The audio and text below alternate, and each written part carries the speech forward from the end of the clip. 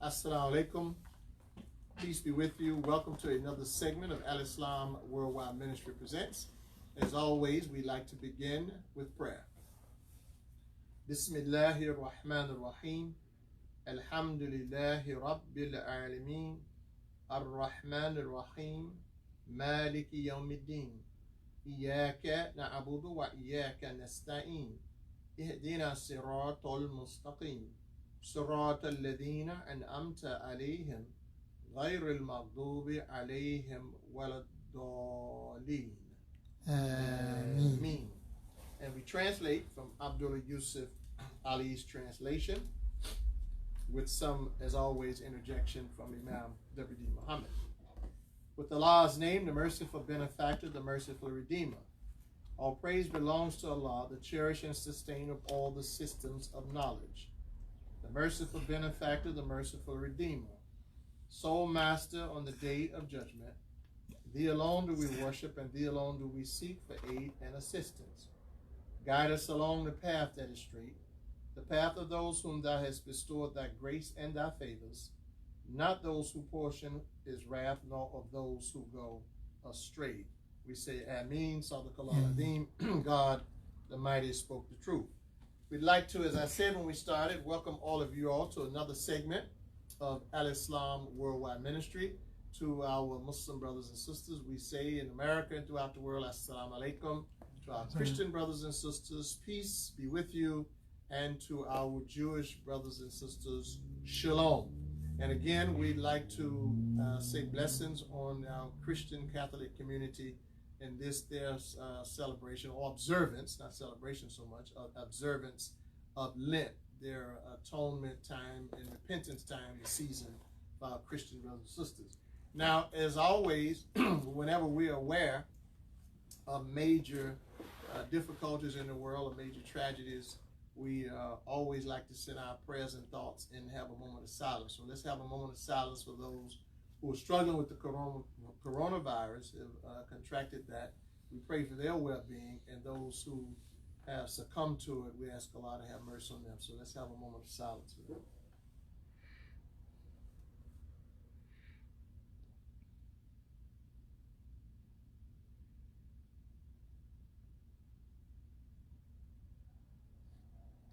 Ameen. And also, we all who are faithful people and believing people, believing in God, let us ask God and pray to God to bless mankind all over this earth, because everybody is on it. And, you know, the things, as the Christians say, God works in mysterious ways, his wonders to behold. So here we have a tragedy and an outbreak, an epidemic or a pandemic, and it is bringing people together all over the world to try to solve it. So we are praying that God bless our bright minds all over this earth to come up with a solution to this major problem that's impacting the world. Now I want to introduce my guest, and we'll get to our questions once I introduce my guest. To my immediate right, Cam Nelson. Assalamu alaikum. Ahmed, welcome back. Good to see you, my brother. Assalamu alaikum. Welcome, salam, Ahmed Majid. LAZETTE, assalamu alaikum, SALEEM. And our young adult, ZARIA, KARRIEM. Assalamu alaikum. You got the whole sofa by yourself tonight. We're expecting someone else to show up a little later. One of our other guests will be here. And our technician and cameraman, Imam BILAL HASAN, and our producer, Abdullah, both off camera, that you all can't see us. Now, our subject is part 3, the Quran's perspective on this life and the next. And I want to thank you all. We've gotten a lot of good comments from so many of you that you're really enjoying the series as a whole and the program as a whole, in particular, this particular subject matter that we're addressing on the Quran's perspective on this life and the next. So this is part 3. And I'm going to begin, and she's not here tonight. Cam, your mother, was able to make it. So, but I'm going to follow up on her question that she asked last week about the dunya, and the hereafter, and how should we approach the dunya and the hereafter? Because Lizette, your question was about the dunya when we started, So we define that. And ZARIA, your question was about the hereafter, the Akhirah. Okay, so her question was addressing 28 and 77, chapter 27 and 7, which we read last week. And for those who are joining us for the first time and you weren't with us last week, let me read that very quickly. Teresa's, the verse that she asked the question about this life, seeking wealth in this life and the hereafter. Wealth in this world. Getting our share of this world. A Muslim's entitled to a share of this world. Well, not only are Muslims entitled to a share of this world, God, it says in this chapter and verse that we all have a share of the world. So I will read this. Chapter 28, El-Qasas, the narration, verse 77. And if you missed last week, part 2, you can go on YouTube to watch part 1 and 2, and also this page, Facebook page. And by the way, my dear friend is supposed to be joining us tonight, so if you're on, special greetings to you, Dr. Tricia Harris, professor of comparative religion out of Dallas, Texas. So we chat, and I was mentioning to her about this program, Al-Islam Worldwide Ministry, and she's a very dear friend of mine, one of my dear, she's like a sister. I call her soul sister. She's a European-American sister, but I call her like a soul sister because the soul is so much akin to ours. And when I was talking with her today about what we were doing here in Jacksonville, Florida. So my dear friend, Dr. Tricia Harris, if you're on, welcome to Al-Islam Worldwide Ministry. Okay, so, well, here's my friend. You made it. All right. See, this is what happens when you're on live now. You have to come right on in. You're on live. Good to see you, Dr. Rasheed. All right, glad to have you with us. Whoa. Yeah, you can't edit live. So right on in. It's all right. It's all good, as they say. And what I was doing, Doc, when you came in, before you came in, I was mentioning that we're following up to start the program with your wife's question last week, where the Muslims have a share of this world. So we wanted to follow up on that because we didn't really finish answering that. So that's how I'm starting this. Very good. All right. So chapter 28, verse 77, for those of you all who worked with us last week. Bismillahir-Rahmanir-Rahim. With God's name, the merciful benefactor, the merciful redeemer. وَابْتَغِ فِي مَا أَتَاكَ اللَّهُ الدَّارَ الْآخِرَةَ وَلَا تَنْسَ نَصِيبَكَ مِنَ الدُّنْيَا وَأَحْسِنْ كَمَا أَحْسَنَ اللَّهُ إِلَيْكَ وَلَا تَبْغِ الْفَسَادَ فِي الْأَرْضِ إِنَّ اللَّهَ لَا يُحِبُّ الْمُفْسِدِينَ. God the Mighty spoke the truth. Sadaqallahu al-Azim. But seek with the means which Allah has bestowed on thee the home of the next life, Dar al-Akhirah. But do not neglect or forget your share in this material world. Dunya is the material world, which we answering your question, reading from the dictionary, meaning this material world. But do thou good as Allah has been good to thee, and seek not occasions for mischief in the land, for Allah loves not those who do mischief. And I was explaining that nasibuka is singular. Okay. So that's each individual that Allah revealed to Prophet Muhammad, that every creature that he's created of some age, and but even the ones who are born, they have a share.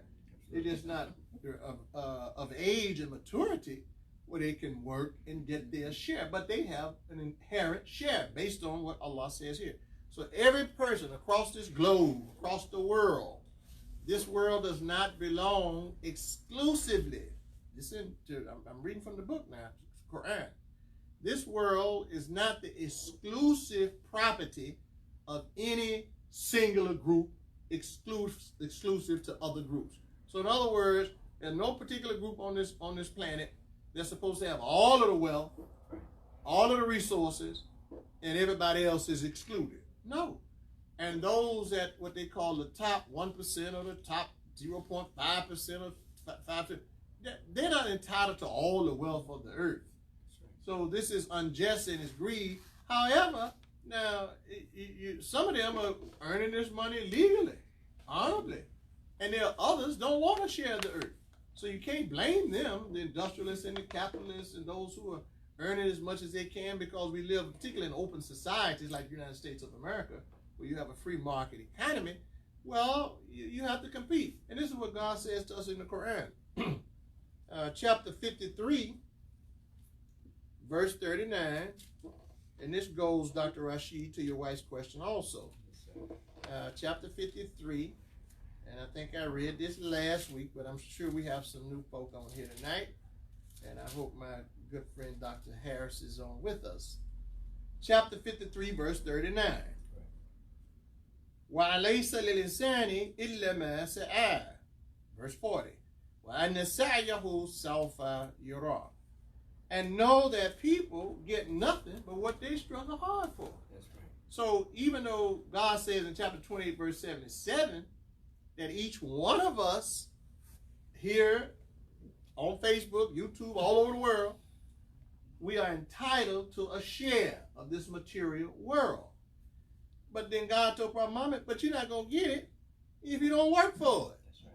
So you're entitled to it, but then somebody out there is outworking you and working harder than you. And what does God say? People get nothing but what they struggle hard for, and the fruit, the results of their striving will soon come in sight, or they will have the results. Right. So for those who are just sitting around saying, well, I'm entitled to this and I'm entitled to that, well, how much are you going to work for? And I recall Imam W.D. Muhammad when he was speaking on this concept of nasibakat, your share. And he said, you may ask yourself the question, what share and how much of the shares of this world am I entitled to? His answer was, well, whatever you can qualify to get legally. Okay. With your skill sets, your knowledge. So God, in other words, God didn't limit it. That's right. See? So God didn't say he's going to run out of resources if all of us became billionaires. It wouldn't impact Allah's creation at all. So the Imam said, well, we're not limited. God didn't limit us and say, well, the African-American people are only supposed to have so much. The Hispanic community is only supposed to have so much of the shares. Actually, it's not a plural. It's singular. It's not in the plural. It's not nasibukum. So it's not addressing groups. It's addressing individuals, that each individual. So if God could be that specific for all of his creatures to say each creature that I have created on this earth, they are entitled to a material share of this material world. Now that's what Allah says, God says. So let us not limit our shares now. Absolutely. And look how the language made its way into the economic world. What about shares of the company? That's right. Huh? Well, shares was in the Quran before it was on Wall Street. Well, this is 1,400 years old. Wall Street's not 1,400 years old. And the shares are taking a pretty good beating right now. We hope it turn around. Okay, so now that I have brought that back in terms of what I wanted to start with Teresa, now your wife, Rasheed. So now I want to go to this transcript of Imam W. Muhammad. That's what I want to continue with for her question. All right, Imam Muhammad, on us do we have a share this world? He says, Allah promises to us good establishment in the world. Allah causes us to seek the more beneficial, the more gratifying, more pleasing, more gratifying offer, that is the offer of the abode, the lateral abode of an abode in the final stage in the end. But do not neglect, I just read that 28:77, do not neglect your share of this world. Do not neglect your share of this world. But now, listen to this. God tells us this, but he's speaking to a rich man in that verse. This was the message relayed that God gives a rich man in the Quran. A rich man in the Quran, when you study the background of that particular verse, was insulting the dignity of the weak and the materially weak or financially weak people that he didn't have any respect for. He was insulting them, while at the same time, he was holding on to all the wealth. You know, does this sound similar to something we're dealing with in the United States of America? And those weak people, those financially weak people and poor people, they had a share in his own wealth, in his wealth. He was actually living on his effort, but also living on their ignorance and living on their personal neglect.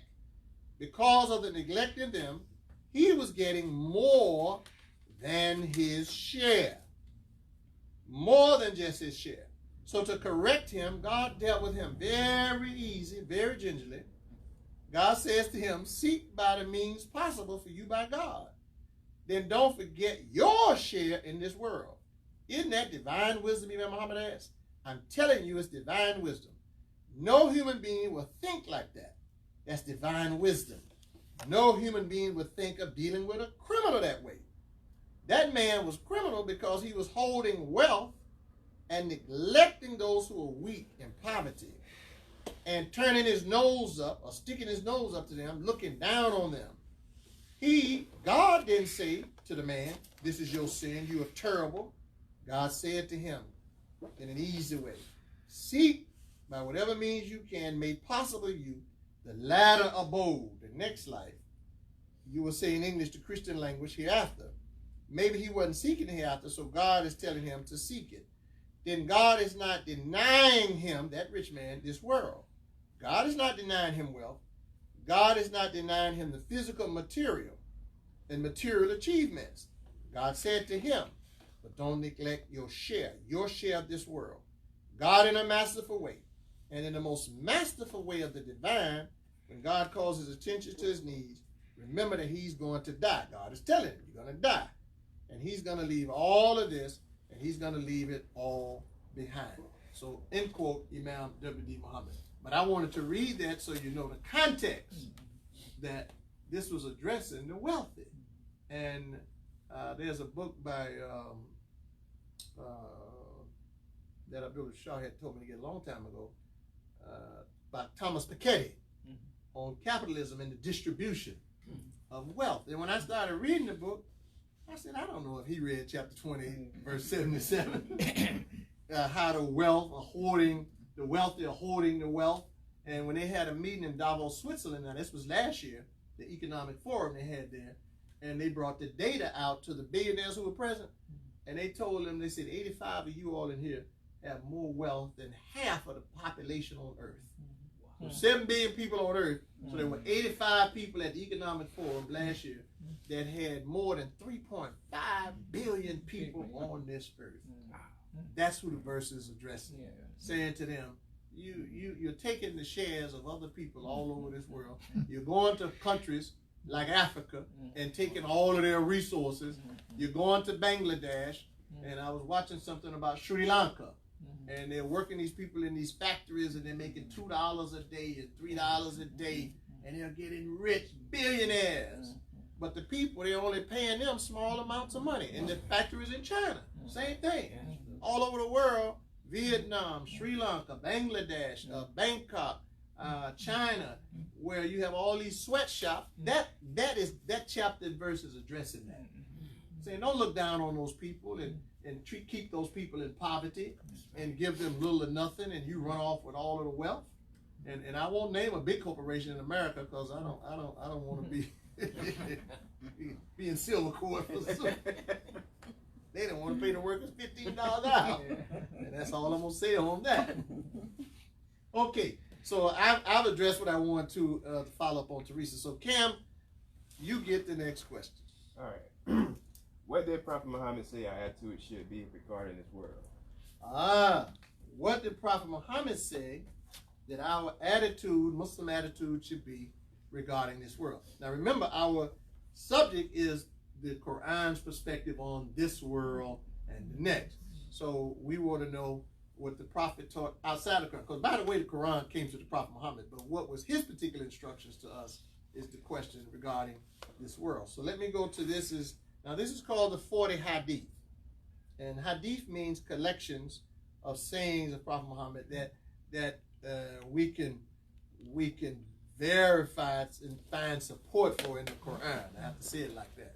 Okay, and we'll have a discussion about that down the road sometime, about these hadiths and how close they are to the Quran and how far away they are from the Quran.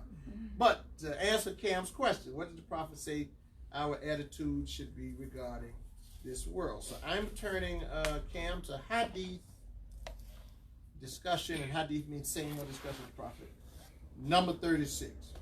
And he says here, on the authority of Abu Hurairah, who was a companion of Prophet Muhammad, praise and peace be upon him, and most of these hadiths, many of them, are attributed to Abu Hurairah, And Abu means father, and Huraira means kittens. Now that wasn't his name, that was his nickname, Abu Huraira. And he liked kittens or cats. So he used to be around a lot of cats. So they called him father of cats. But now, insights from Imam W. Muhammad now, on the higher reading. The cat is a curious animal. So this picture of him being father of kittens and cats, I mean, he was a father of curiosity. And Muhammad the Prophet, prayers and peace be upon him. Now, this is insight from Imam W. Muhammad now. And I'll read the hadith, but I wanted to share that. You know, in Saudi Arabia, in Mecca, they call it Saudi Arabia now, in Mina, actually close to Mecca, Mina, there is the mountain that the Prophet used to go to for his cave. They call it, nowadays we call it what? Man cave. Right? But that comes from Prophet Muhammad. He used to go to the cave. And that cave, Cam, was called Mount Hira.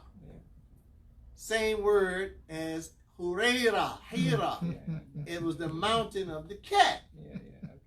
And the cat, this is symbolic now. The cat is an animal of curiosity.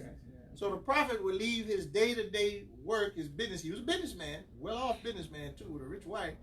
And he would seek curiosity. He was curious about man's nature, curious about the world, curious about the conditions of his people. So he would leave that. And the meaning of him going up, now he physically went up to the mountain. They call it Jabal al-Nur now, because that's where the revelation came with the angel Jibril, the first 5 verses of the Quran, chapter 96, verse 1 through 5. Iqra, read. But he would go into the mountain. So Imam W. Muhammad said, it's no accident that they call it Mount Hira, because it means that he went into the mountain of the cave of his own curiosity. And going into that cave of his own curiosity, he came out with light, enlightenment, revelation. So how do you get knowledge and revelation and understanding? Not revelation, but how you get understanding? Because God gives the revelation through the angels to the prophet. But understanding and enlightenment, you have to be curious. So you have to go to that mind cave instead of the man cave. Go to that mind cave, Mount Hira. All right, so let's see what the prophet said here. Woo! That's what we made W. Muhammad. We hope you all can appreciate that. Whoever removes, speaking of this world, whoever removes, the prophet said, prayers and peace be upon the prophet, whoever removes a worldly grief, a hardship, yes, man nafsan an mu'min kurbatin min kurabi dunya, whoever removes a worldly hardship from a believer in this life, Allah will remove from him or her one of the griefs on the day of judgment. So, every opportunity we get, neighborly needs, we're going to be talking about that a little later now. Before we get off the show, we take about 5 minutes to talk about neighborly need, because we are removing worldly grief from someone. Charity, neighborly needs, helping our neighbors in the community. Also, Cam, he said, whoever alleviates the situation for a needy person. This is called neighborly needs. Whoever alleviates the situation for a needy person, Allah will alleviate his situation in this world and also in the next. Whoever protects a Muslim, now this is for the Muslim now, whoever protects a Muslim, make sure the word, yes, وَمَنْ سَتَرَ مُسْلِمًا سَتَرَهُ اللَّهُ فِي الدُّنْيَا وَالْآخِرَةِ. Whoever protects a Muslim, shields a Muslim, Allah will protect him or her in this world and in the next. Allah will aid a servant of his so long as the servant helps and aids his brothers and sisters. Neighborly needs. See, this is not just philosophy stuff, so that's why I keep pointing at. We're actually doing this tangibly, what the Prophet, prayers and peace be upon him, said, right? Whoever follows a path to seek knowledge therein, speaking in this world, Allah will make easy for them a path to paradise. Now, hadith number 40, Cam, about this world. Your question. On the authority of the son of Umar, may Allah be pleased with them both, who said, Allah's messenger took me by the shoulder and said, Kun fit dunya, this world, kun fit dunya, ka'annaka garibun aw abiru sabilin. Be in this world as though you are a stranger or a traveler. So we treat this world, we're passing through it. That's what the prophet is saying, that this world, we're on a journey in this life. So this is not our final destination. See? The Akhirah that ZARIA asked about a couple of weeks ago is our destination. But we have to journey, right? We're traveling. So all of us left our homes in our journey. That we traveled down different roads, but the destination was coming here for the studio for the program. And when we leave here, God bless us all to have a safe return back to our home. The road we're driving down is not our destination. That's the road. The home is the destination. See? So Dar al-Akhirah, the home of the next life, is the destination. But God put us where? Here first, right? So Allah says in chapter 28:77, وَلَا تَنْسَ نَصِيبَكَ مِنَ الدُّنْيَا. Don't neglect this world while you're trying to get to the final destination. You have to treat this world, as the journey. You're traveling in this world. That's what the prophet said in Hadith number 40, that we're traveling on a journey, we're moving through this life. We can't neglect this life because he put us here first, but this is not the final destination. There's another world, Akhirah, there's another life beyond this. And so this serves our dream. So Ahmed, you get the next question. Thank you very much.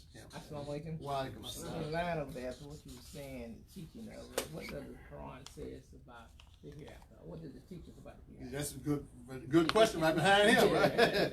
So Ahmed's question is, if you all in here, what does the Quran say about the hereafter?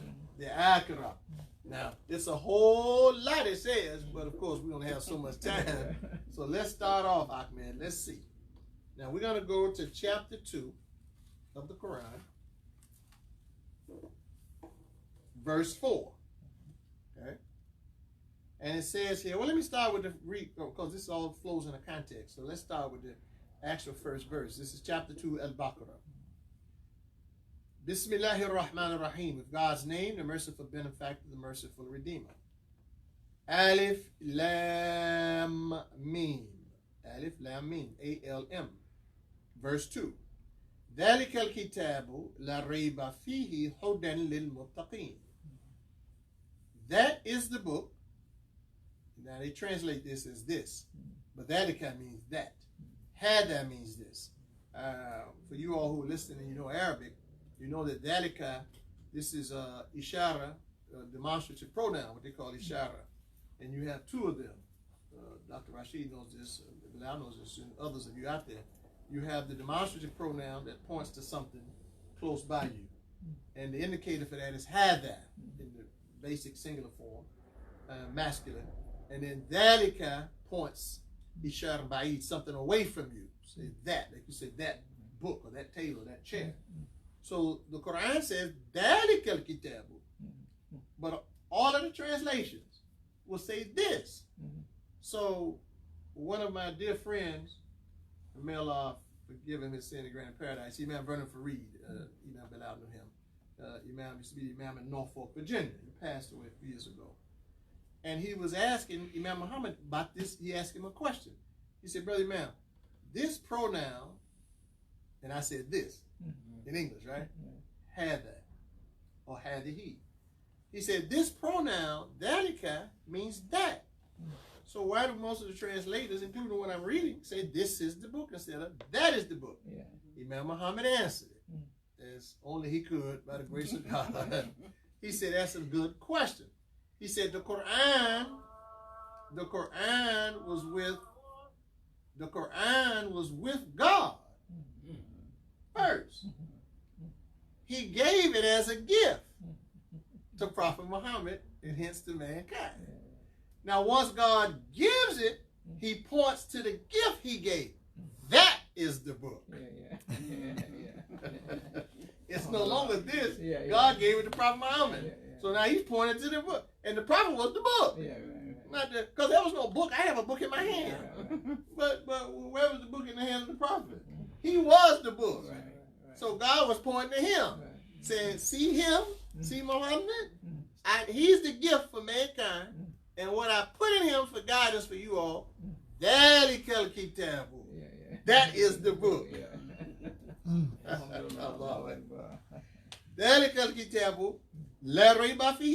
In him is no doubt. See, in it the book, but in him, that's masculine. In him is no doubt. Now you asked about the hereafter. Hudan lil muttaqin. But who is it for? Guidance for those who are conscious of God.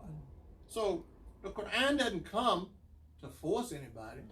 Well, force them to do what? God owns everything. He owns every creature. He said, I don't have any need of anybody. Not the creator. So those who are seeking guidance from God, God says, Hudan lil muttaqin. It is guidance for those who are regardful of God. Now notice it didn't say guidance for the Muslims. Guidance for whoever believes in God and conscious of God, aware of God. So that could be from anybody. Okay? And the Quran is for all people. All right, verse 3. Coming to the hereafter question. الذين يؤمنون بالغيب ويقيمون الصلاة ومما رزقناهم ينفقون. They are those who are regardful of God. They believe in the unseen, things they can't see. They are steadfast. Now, we're talking about this unfortunate virus that's circulating around the world, right? Who can see it? Well, everybody's scared. Oh, scared of something you can't even see. Huh? So we do believe in things we can't see, right? So everybody say, coronavirus. So where's that? I can't see that. So now we ask God to protect us all and keep us safe. But I wanted to point out something that everybody now is afraid of something they can't even see. The scientists can see it because they put it under the microscope and they studied it looking for a vaccine. But we can't see it. We don't know if it's floating. We don't know where it's at. But they telling us it's out here. And people believe in it. So if you can believe in a virus you can't see, why you can't believe in other things? You can't believe in God you can't see. And you can't believe in air either. You can't see air. I can't see air. I breathe it. It's oxygen in here. And I know it's oxygen because we still breathe it, but we can't see it. So we believe in things we can't see. We'll believe in one of our fellas. I'll address him probably in Juma, not indirectly. And he said, we don't believe in what we can't see. Yes. And I said, poor fella. He's breathing air and can't see that. He believe in that air. Who believe in the unseen, are consistent in their salat prayers, and they are charitable. They spend from out of the sustenance that God has given them. And Ahmed, your question, and we conclude with this on this point here, verse 4. What does the Quran say about the hereafter? So we're just starting on your question. وَالَّذِينَ يُؤْمِنُونَ بِمَا أُنزِلَ إِلَيْكَ وَمَا أُنزِلَ مِنْ قَبْلِكَ. I'm putting emphasis because this is singular now, speaking to the prophet. وَبِالْآخِرَةِ هُمْ, there's the plural, yuqinun, plural, and who believe in the revelation sent to thee, O Muhammad, given to the prophet. We believe in that.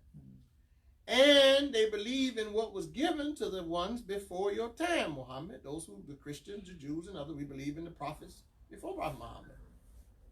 And they have in their hearts an assurance.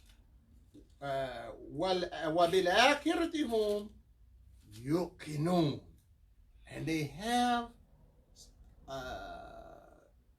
conviction is the word I'm looking for now. They are convinced in their heart that there's another life beyond this life.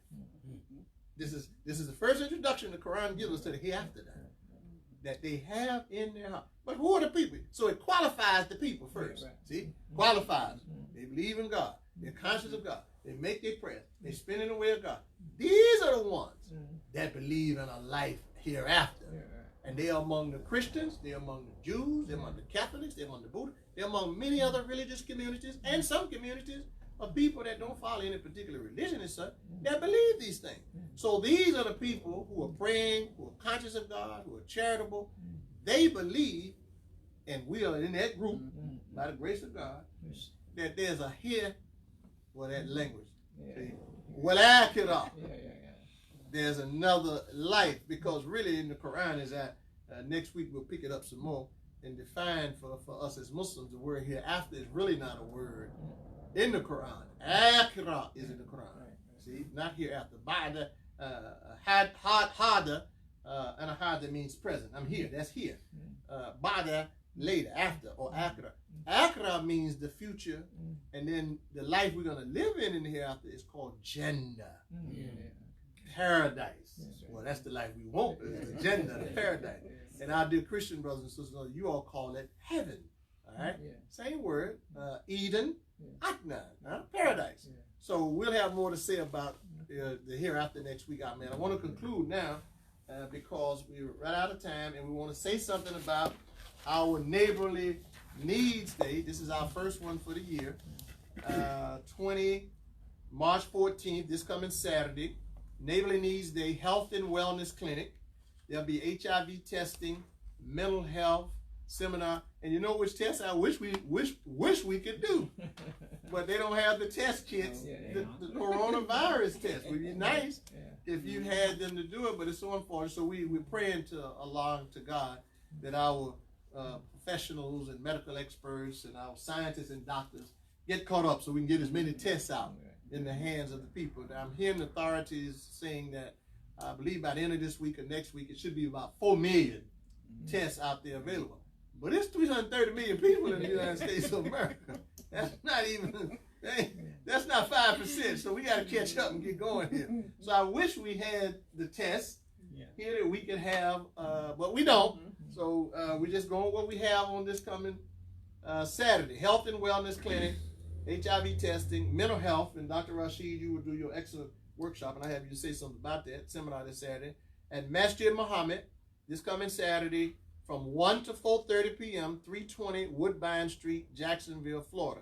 Free clothing and free meals. So obviously we're talking about and talking to the local people with this announcement, so you can bring out your clothing if you want to contribute some food, and we'll take all of the precautions we need.